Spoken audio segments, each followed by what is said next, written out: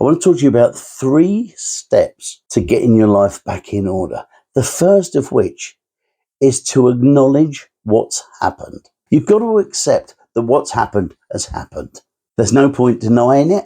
And you've also got to accept your role in whatever it is that has happened. Being someone who's lost his business and lost his home, I fully understand how easy it is to wallow in your situation. What you've got to do is learn to accept that loss and start to move forward from it. So how do you do that? Well, the second thing is you have to process the event and what's happened. You've got to understand what it is and also what it isn't. The fact is, if you failed something, you failed. That doesn't make you a failure. It just means to say that you got something wrong. But you see, everybody gets something wrong.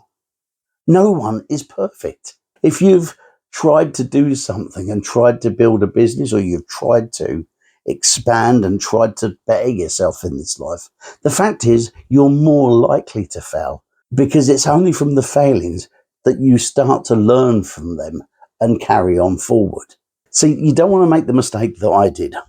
When I lost my business and lost my home, the biggest thing I did was I became a victim. I'm not going into the details of what happened, but there was a trust issue.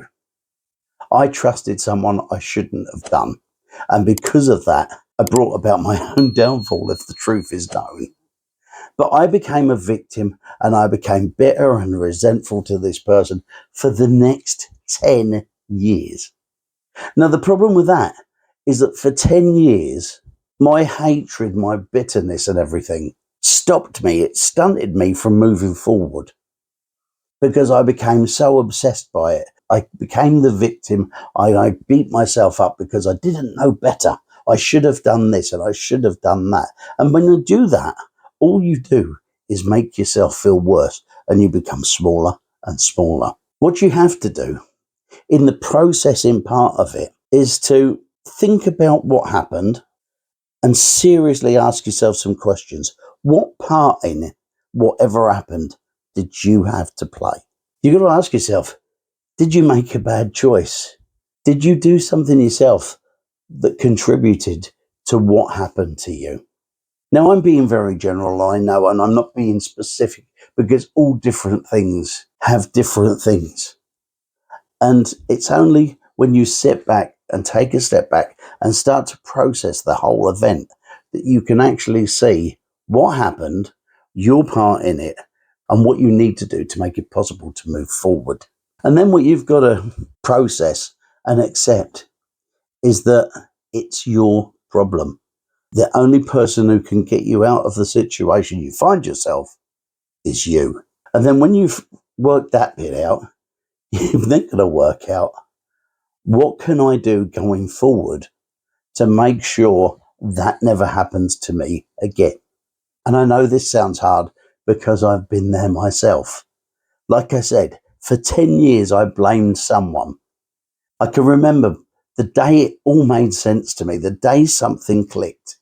And what happened was that day, it was a couple of days before Christmas, I was outside rubbing down a horse box and it had started to snow. And I can remember thinking to myself, damn you, if it hadn't been for you, I wouldn't be in the position I'm in now.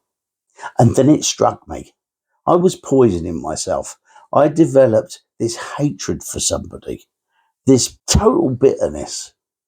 And yet every night he probably went to sleep with his eyes closed and just drifted off to sleep, where I beat myself up. I put so much poison inside myself, but I keep going over it and over and over it.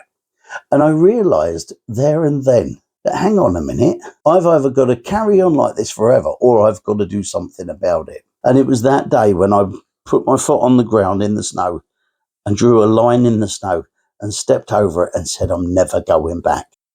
Once I'd processed it, once I'd worked out what was happening, it allowed me to have the thought to go, do you know what? It's over. There's nothing I can do about it now, but I can do something going forward. And for years, you don't have to be as silly as I was. It took me 10 years to bring this to pass. But the fact is, it took me a long time to process it. It's not that I wasn't capable of sorting it out. It wasn't that I wasn't capable of processing the whole thing that had gone on. After all, it had gone through my mind hundreds of times over the years. But it wasn't until I made the decision that I needed to work out what I'd done wrong, and instead of getting angry about it, make a plan to make sure that I never did it again. And from that day onwards, I started to move forward. And that third step, once you've acknowledged what's going on, once you've processed everything, once you've worked out what the things that you need to never do again, then you can do the third part. And the third part is to start to move forward. Because once you've processed everything and you've worked out your part in it and the things that you did wrong, and then you've worked out what you need to not do again in order to make sure that never happens again, well, then you're free to move on. I can remember the weight coming off of my shoulders, and for the first time in years, feeling like, wow, I can actually start again. For me, it was a business. It may be something totally different for you. It may be the loss of a family member. It may be the breakup of a marriage. It could be your high-paying job, you've just lost it. It could be a number of things. But it doesn't matter what it is. You need to acknowledge what's happening and you need to process what's going on. But you need to try and do it in a balanced way. Work out why you were in the situation you were. Accept that some of it may sometimes be your fault. But what you've also got to do is work out what you need to do for you as you want to move forward. And then once you've done that, you can take the steps that you need to do.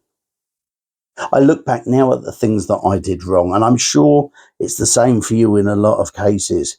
You look back to the past, and those things that you thought were the end of the world at the time, you can now smile about because you've learned from them. And these losses that we have, the things that are negative that happen to us, we can learn from them and use all of them obstacles and rocks in the river, if you like, as stepping stones to help us move on in our lives. You don't have to stay bitter and twisted. And I can tell you, I spent years doing it. You don't need to be like me, honestly. I could have done what I eventually did 9 years earlier. One of the things I do now, a little bonus thing, if you like, is when that negative thing happens to you, give yourself a little bit of time to allow it to wash all over you. Do the shouting, do the blame, but set a time limit on how long you're going to do it. I can wake up in a bad mood with something that's gone on. And what I tend to do is now allow it to just come at me, give me everything you've got, but only till 12 o'clock. And then at 12 o'clock, I've learned over time to be able to go, right, that's it, we're done now, move on.